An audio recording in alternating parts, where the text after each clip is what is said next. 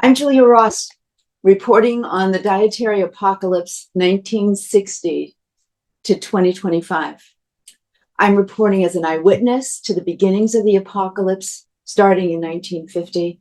I'm also reporting as a professional in the addiction and eating disorders field since the late 1970s and an expert specifically in food addiction since my clinic had its first successes in 1985. More on that later.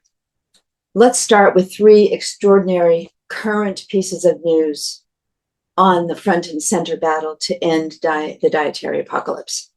Yesterday, we received the announcement that the Dietary Guidelines Committee has once again, for the fourth time, been unable to deliver the new guidelines that they have been entrusted with. This is good news and bad news. The good news is that the committee is embattled and that the sides are at least equal.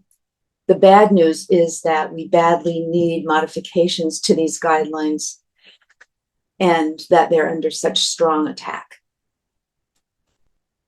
On December 3rd, last week, on the Maha Action Hub,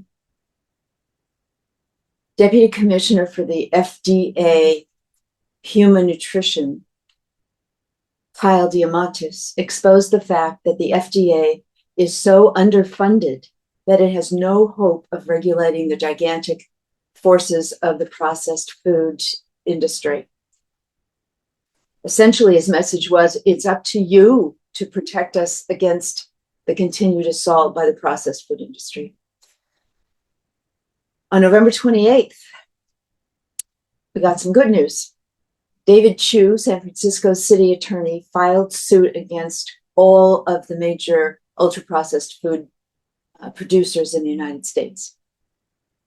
He had already won 2 settlements of more than $50 million in suits against tobacco and lead.